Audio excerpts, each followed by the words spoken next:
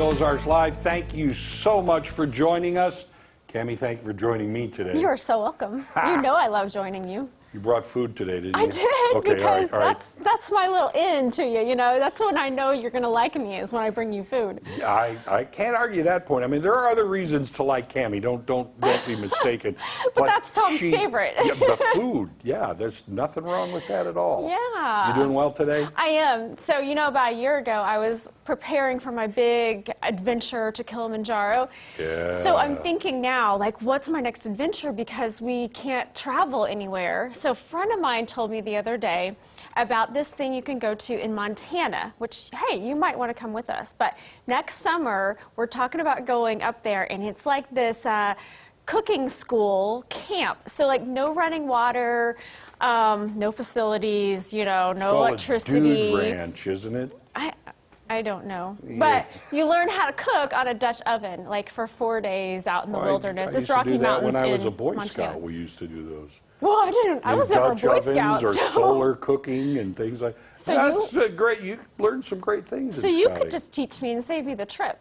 Well, Dutch oven, you just throw it on the fire and you cook it up. Great thing about a Dutch oven is you throw it back in the fire and it crisps everything that was in there, and you just kind of go and you can clean it out like that fast. Well, see, I've never cooked on one at all. So the idea is fun to cook. This is like going back. Well, I cook on cast iron, but not over a fire and not an actual Dutch oven. And I have no idea what I'm talking about at this point. But it sounded like a lot of fun. So that means next year when you come in, we'll have to build a campfire out and back, and you'll cook us up a stew or something. Yes, that's exactly what that means. That's Montana in the summer. I've never been to Montana. I've been through little portions of Montana. No, that's assuming that I can actually travel next summer. But, true. You know. And they don't, big sky country, absolutely, it is. It goes forever in Montana. Oh, I'd love to Seems see like it. Yeah. You may. Okay, I have Tom's permission. Okay. We have a great show for you guys today. Our friends from First and Calvary Church are here to talk to us about how they're helping out our community. Plus, we have another everyday Ozarks fitness for you guys. And this time, I'm going to try out Beachbody. You ever tried it? Okay, I guess Do not. I look like it? Come on. All right, not to mention, I have another addition to my watch list I want you guys to check out. And we have all of that and more. But before we get to all of that, here's what's on the radar. Okay.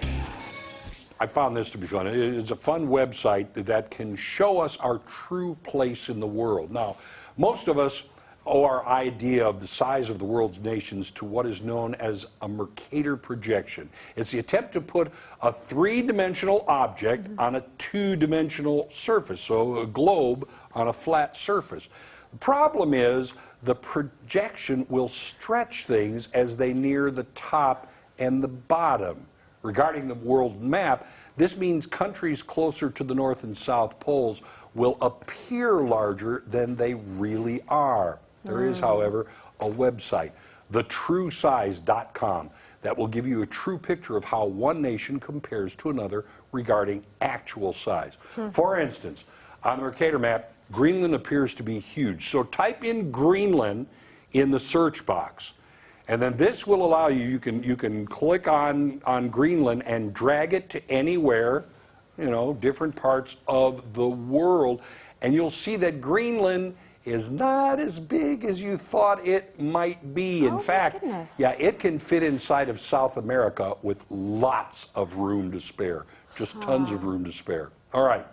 Or you might be surprised to see it's about, well, Australia first. Type in Australia. Do that. Okay. Now drag it over to the United States. You might be surprised to see that this little island nation is about the same size as the United States of America.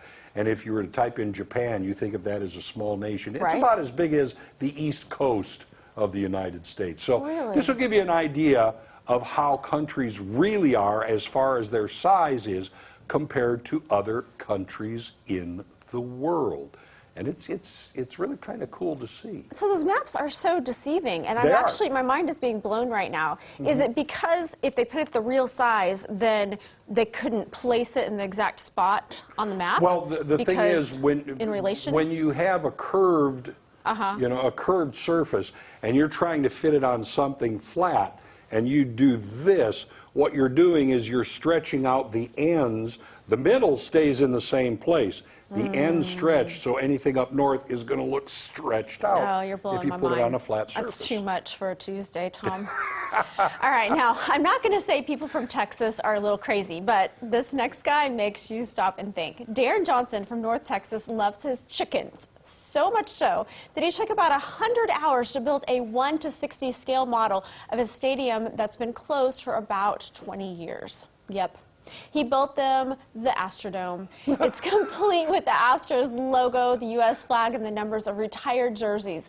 Originally intended as a greenhouse for his wife's plants, it was decided to change plans and make a new Astrodome into a chicken coop when their flock became too large for the old accommodations.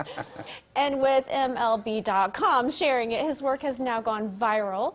And what do the chickens think? Well, according to Darren, we don't have to tell them to get in. They get in there every night. So, by the way, all his chickens are named after Astros players. So Mr. Johnson loves his chickens, but he really loves the Astros. Little crazy? You decide.